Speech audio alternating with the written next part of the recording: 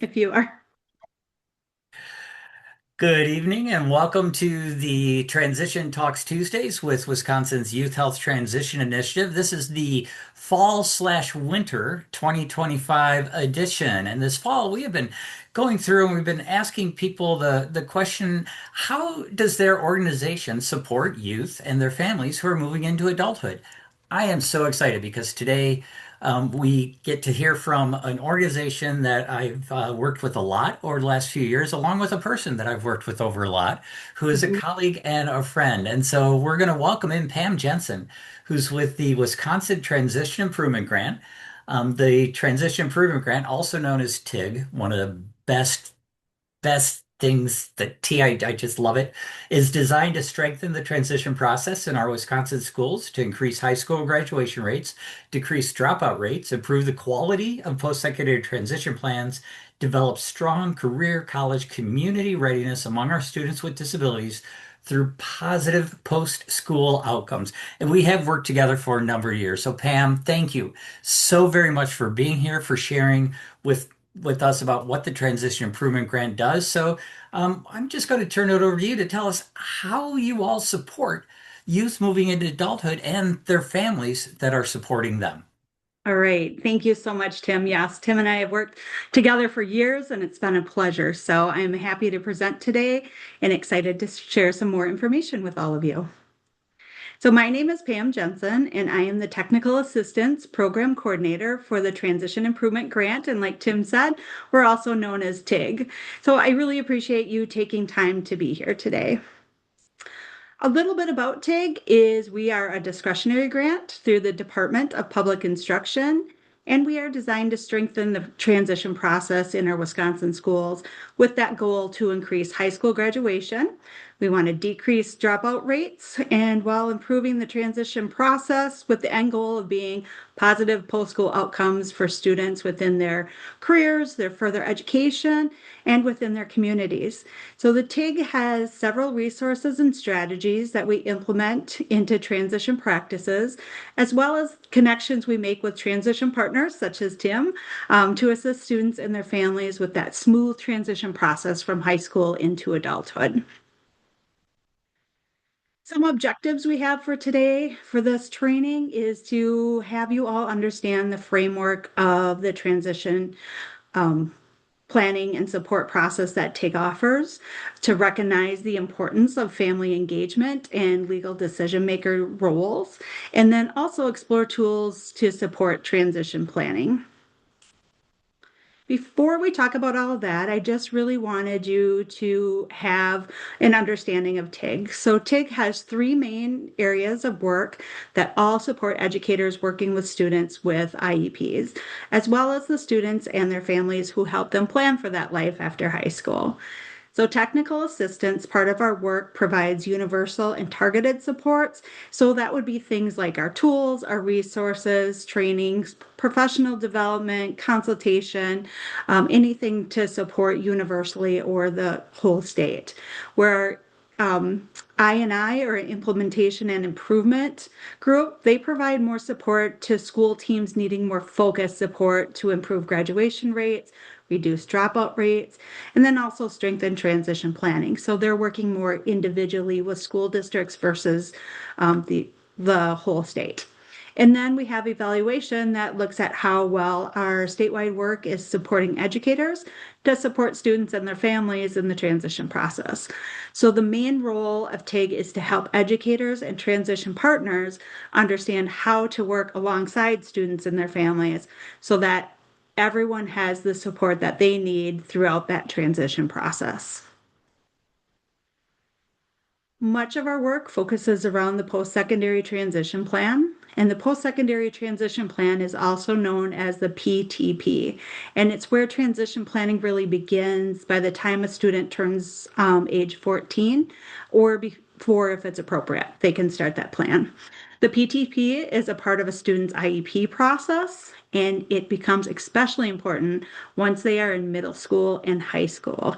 That's what we consider transition age. If this term is new to you, no worries, you're in the right place because we're going to break this down. So post-secondary just simply means after high school. So whether that means more education, training or employment, or independent living, basically it's really just moving into the adult world. And then transition means moving from one stage of life to another. So here it's moving from receiving special education services in high school to connecting with supports and services after the student leaves high school. And plan means having that roadmap. So the PTP lays out goals, courses, activities, and connections with transition partners that can support the student once they exit high school. So all of those pieces are really important for that strong transition process. The PTP is a part of the IEP that makes sure your child is preparing for life after high school. So for parents and youth, you are a part of that IEP team, and it's important to understand that once a student is age 14, that the PTP must be a part of that IEP for the IEP to be legal. So you may hear me say that again, but it's really important to know because often the PTP might be missed if you're not actively looking for it or don't have an understanding of that transition process. So Wisconsin has addressed the transition planning process for students with disabilities by creating an online tool that is used by all districts across the state. So this is the post-secondary transition plan, or PTP, and it's online that schools use for students with IEPs once they turn 14. Purpose is to start planning for life after high school, as I said before. So the tool guides the IEP team step by step through required transition questions. And this really helps the team document goals in three areas: in employment, education or training, and independent living. And those are known as measurable post secondary goals, which we'll talk about in a minute. The student and their family are a part of the IEP team again, and your voice is so important in the transition planning process. On this slide, you'll see the graphic that shows the main components of a PTP. The PTP pulls all these pieces together into one place. So let's talk about those for a minute. On the top in the orange circle, you'll see we'll start with student invite. A student is required to be invited to the IEP meeting once they are age 14 or above, where transition is talked about. Age appropriate transition assessment is that assessment that drives the rest of the components of the PTP. So this can be a formal assessment, which you might know more as paper pencil tests, or it can be informal. It might be an informal interview or conversation with the student. It might be observations in the classroom or on a job site or volunteering. It can be any of those things that gather data and information in order to write measurable post-secondary goals. So the measurable post-secondary goals again are that after high school, what the student would like to do in the areas of employment, education or training, and independent living where that's appropriate. Annual goals are the goals within the IEP. They must also relate to the student's transition goals. Then outside agency collaboration, that's those transition partners that we talk about. So it might be the Division of Vocational Rehabilitation or the Aging and Disability Resource Center. It may be independent living centers. So those are the agencies that we connect with while the student is still in school. Or after they exit high school, to help them with the services and supports that they need to live more independently. Transition services are those services or activities that students engage in to help them meet their measurable post-secondary goals. So this might be in correlation with outside agencies or responsibility of the school or responsibility of the student, the parent, the school. There's all sorts of transition services that can be talked about and considered when planning for a student after they leave high school. So some things might be self-advocacy. Self-advocacy is one of the most important things, and you'll probably hear me say this again, but one of the most important things that a student can work on and be confident in doing once they leave high school. Another one might be a job shadow or a work experience. It might be attending the university or a technical college and taking a class. It could be touring those areas.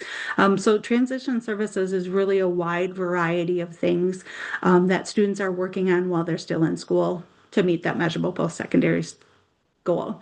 Course of study is just those courses, classes that students are taking while they're in school, relating again back to that measurable post-secondary goals to prepare them for life after high school. So that in a nutshell is the PTP. It's important to know that the PTP is a separate document, but it is a part of the school district's IEP process and reviewed and revised every year. So by law, the PTP must be attached to the IEP when it's shared with the student and their family. So let's take a few minutes to explore the WITIG website so that we can see the resources and tools available to you. The website is really designed to support mainly educators, but also has some great information for students and their families as they plan for life after high school. We'll click through a few of the key sections today so you can see where we can find materials, where you can find who to contact with questions, and everything here is meant to be helpful for you to be informed, prepared, and a little more confident to support students in their transition journey. So on the top here, you'll see just a little bit more information about the Transition Improvement Grant. You'll also see any events we have. All of our events you can register for right on our website, which makes it really easy. Our next event is in January. We're talking about community mapping with our county communities on transition. We're digging into transition services. We have a family and youth engagement webinar coming up, and then a few other things, more information about the PTP and the transition process. Resources, you can search for right here on the top, or you can come down here to narrow your searches. If you have a particular content area, you can search it by that, or you can just type it in here, view it here. You can also save it or bookmark it on the side. And then here is all of our contact information. So if you are looking for any one of our staff members, please reach out to us. We are happy to help with anything we can. Here's the login so you can create an account here. It's always nice for you to create an account. It makes things easier for you to search through resources and be able to tag them and save them.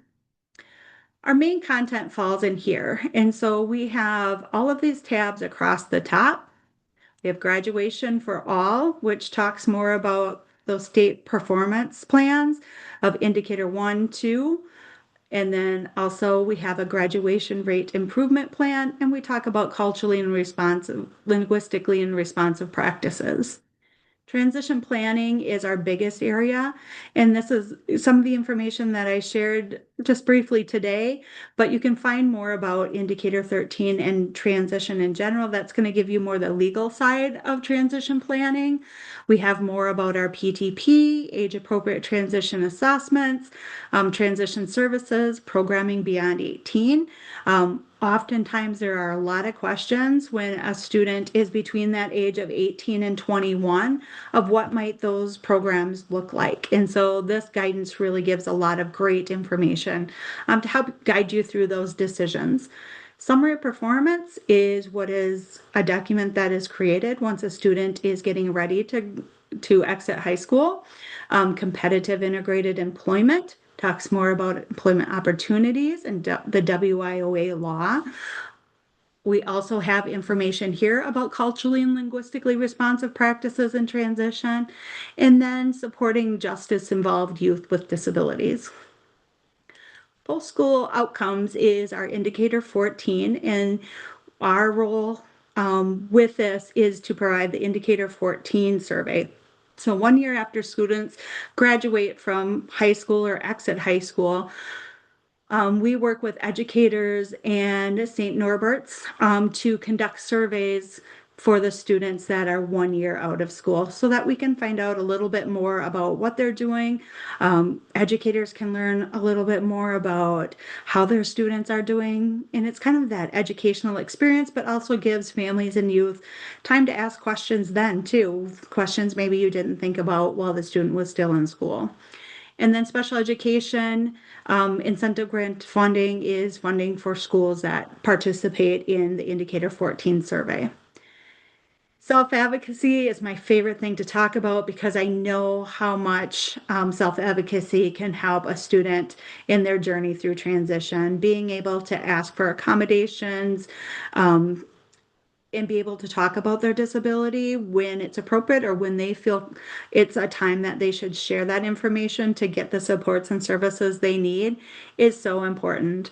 One of the things that we have under self-advocacy is the self-advocacy guidance Google site that is full of a wealth of information on the different components of transition. I highly recommend browsing through that and getting some answers that you're looking for as well. We also have the Wisconsin Transition app, and the app mirrors the PTP. We'll talk about that a little more in depth in a few more slides, so I'm going to skip over that now, but just know this is where you can find the app and the information on how this can support transition. It's a great tool for students and their families to prepare themselves for the transition planning meetings in the IEP. And then there's self-directed CCR IEP guide that can help in the transition process as well. Online learning, we have a few different options. We have some courses that individuals can take, again, mainly geared towards educators, but it also would give parents an idea of what the transition process looks like.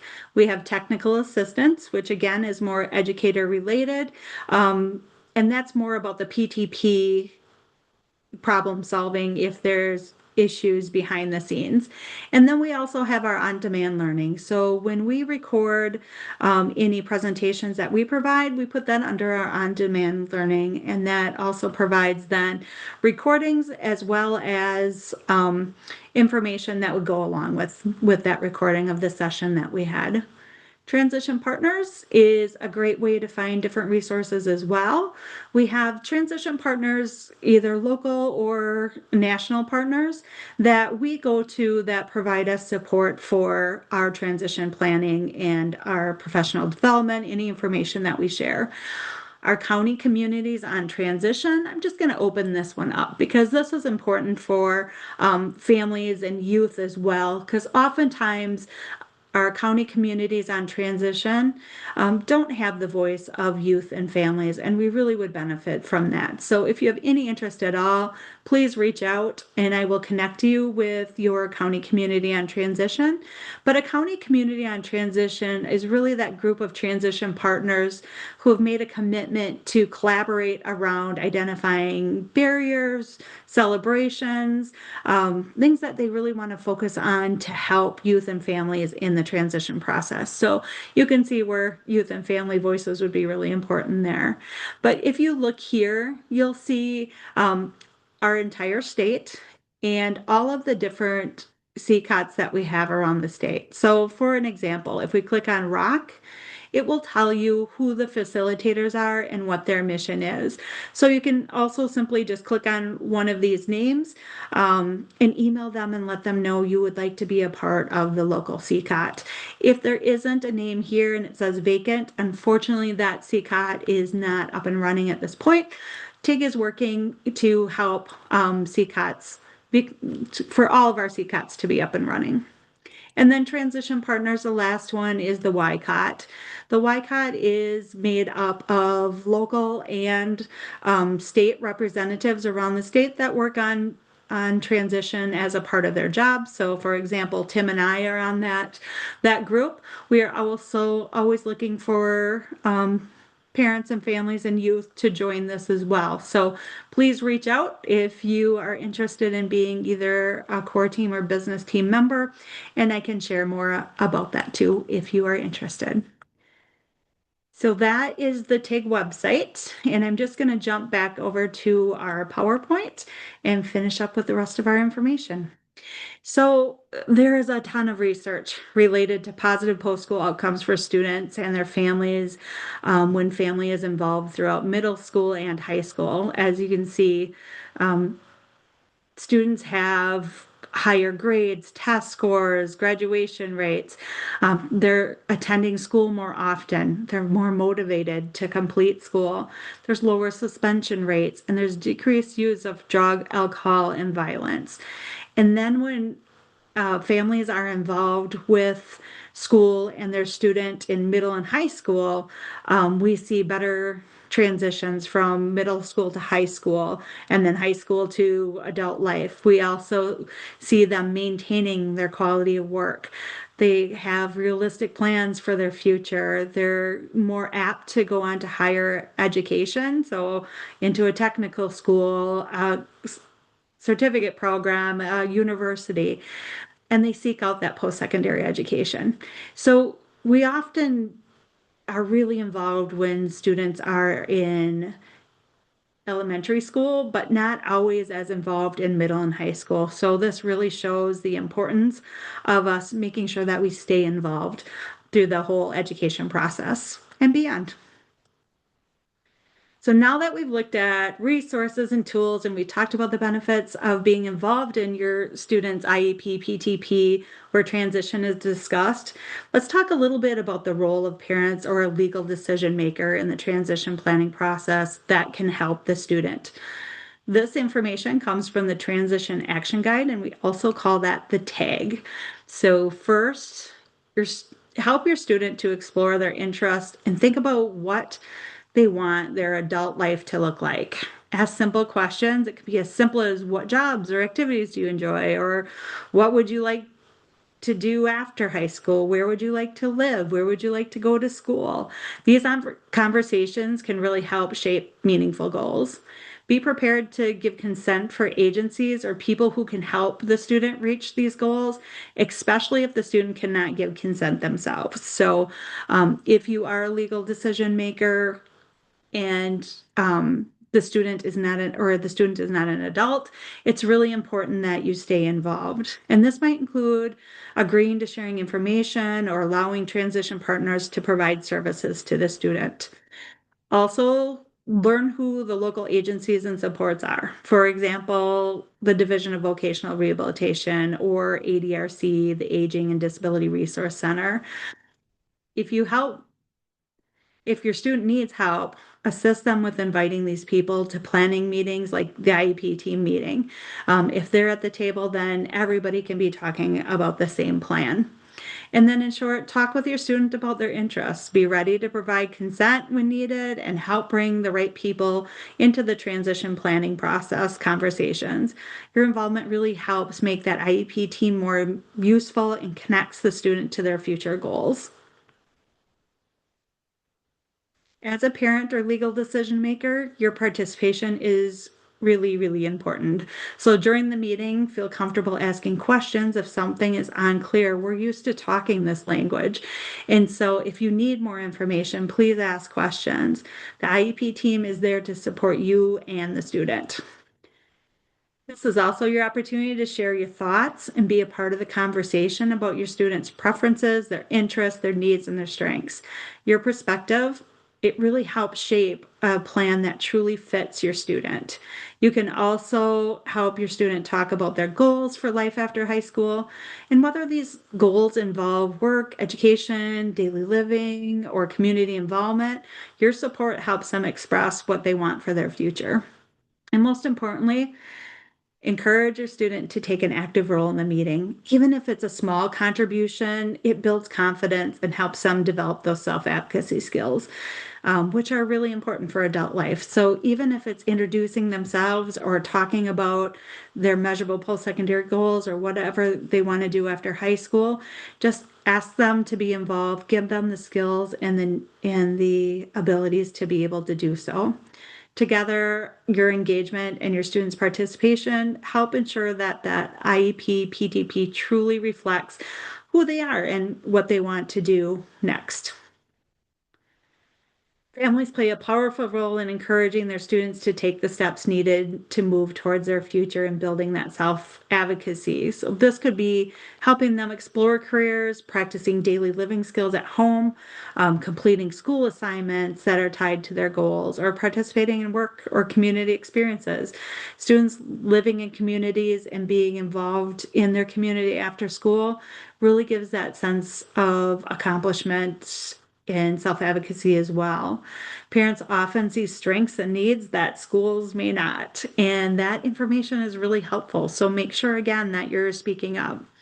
Parents and families often have networks. They have friends, family members, faith groups, workplaces, community organizations that can really open up the door for students. So even if it's not for your child, but maybe for another student, these connections really lead to opportunities for students for job shadows, volunteer experiences, and maybe mentorships. These community ties can help students start building real world work experiences that lead to future opportunities once they leave high school. Families can support students by breaking down options in a way that they understand. You know their language maybe better than a school or an organization or agency. So keeping that open and helping them compare their choices, encouraging them to ask questions as well is going to be really helpful. This might include exploring, like I said, the DVR or the Division of Vocational Rehabilitation Services or programs through the Department of Health Services. Families can help students complete applications, attend appointments, and understand how these services really support their goals, showing them the skills that they need to take the lead, and understanding that having a disability, there are opportunities beyond high school that they will enjoy and strive in, and they may just need a little more support to do so. When programs like DVR, long-term support, need information to determine eligibility, parents are often the best historians. You can understand the student's needs, their medical history, their daily routines and strengths, but also make sure that you're encouraging the student to answer these questions as well. Making sure that you're sharing accurate information ensures your student can access the right supports at the right time, which is really important in that process of having a smooth transition from adult life to or from high school to adult life. Families are really essential in part are really essential in partners to this whole process. So being an active member means attending meetings when at all possible, sharing your insights, asking questions, and collaborating with school staff and transition partners. Parents bring really unique knowledge about what motivates their student and what works well at home and what dreams the student holds for the future. This next slide continues with that parent and legal decision maker role, focusing on how you can help your student reach their goals after the IEP PTP meeting. One important part of your role is making sure that all plans that support your students line up with each other. So students may have more than one plan. For example, may have their school IEP PTP, then they have a plan through DVR and another plan through ADRC and so on. So it's okay to ask questions and to make sure everyone is working towards the same post-school goals, because not each of those partners will necessarily be at each of the meetings. So it's important for you and the student to have those plans together so that you can talk about having the same employment goal, the same independent living goal, the same education goal after they leave high school. So make sure that as you're talking about that, that those plans are clear and you're communicating with all of those transition partners because you play a key role in supporting your students' project progress. Plans aren't meant to stay the same forever, so they should be reviewed and updated at least once a year. And you can participate in those conversations to make sure goals and services still fit the students' needs. And finally, if anything changes, like your students' interests, their abilities, their health, living situations, or maybe seeing more support needs, let the transition IEP team know. Sharing those changes early helps the team to adjust the plan so your student continues moving forward and progressing with their goals. Your involvement keeps everyone on the same page and ensures that your student has coordinated, up-to-date supports and services as they move to adult life. So I said, let's go back to the transition app. I had shown you where to find it on our TIG website, but since we have time, I'd like to just take a few more minutes to go a little more in depth about the app. So this app is a widely used tool. It's designed to help students and families take an active role in the transition planning process. The Wisconsin app mirrors that post-secondary transition plan, or PTP, which is that plan within the IEP that drives transition planning for students. So by clicking on the app icon, you can explore its features and complete activities that help students think about their goals after high school. Once the app's completed, this is kind of the cool thing, is that it will generate a sample report that then the student can share with anyone. So they could share it with their family, they could share it with the teachers, with case managers, with transition partners they might be working with, or even community members that maybe are a huge support to them in the transition planning process. Then everybody is seeing their goals and has the same kind of understanding. So this report is really especially helpful when preparing for IEP meetings because it can really guide the discussion about the student's goals and even help the student practice sharing their thoughts during the meeting, which builds self-advocacy skills. So a student could take that information and make a PowerPoint or just share the report or just take pieces of it that they want to share. But that's a great opportunity for them to build those self-advocacy skills. It's also very valuable for both students and parents or that legal decision maker to complete the app. So doing it together gives families a chance to see if they're on the same page about preferences, interests, needs, strengths, and family values, which can make the IEP meetings more productive and meaningful because you're on the same page, you're talking about the same things. It can also be valuable for both the student and family to complete the app separately to see if after reviewing the results, you're on the same page. So I've seen families and youth do this in both ways. Sometimes it has been very interesting to see what the student is really thinking and what the parent or family members are really thinking, and seeing that they are different because then you can have some amazing conversations before that IEP meeting where you're talking about transition. The app right now is available in English and in Spanish. A newly revised version will be released in February. So if you're listening to this before February, know that the app will be changing a bit, but we will keep this app in place until the end of the school year. But you will be able to click on the same links on the website to find that. And it's going to be a little bit more interactive, offering even more guidance and resources to support students and families through the transition process. And this slide just highlights some of the key resources available to support students, families, and educators through the transition planning process.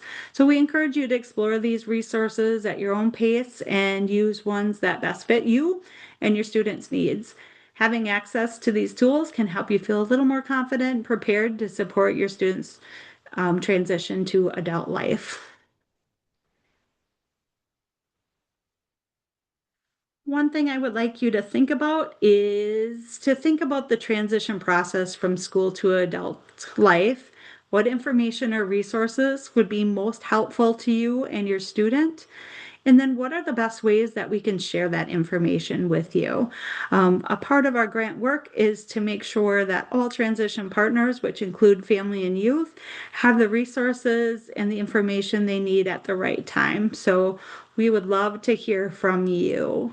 So here is our contact information. As I showed you on our TIG website, you can just click on the contact us, or I believe that this information will be sent out as well. So I appreciate your time. I appreciate you listening, and hopefully this was helpful to you all today. Thank you.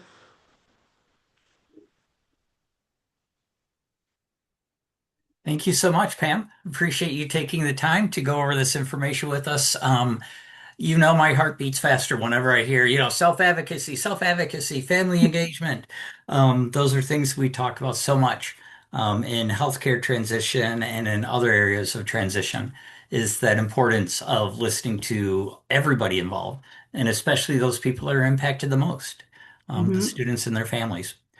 So I've And for always families and youth to remember that they are a part of that team. absolutely. So thank you very much. We will get this video posted and sent out to people that were registered and let them know that it's available. Until then, stay in touch and we'll see what we're doing in 2026. Thanks again, Pam. Thank you, Tim.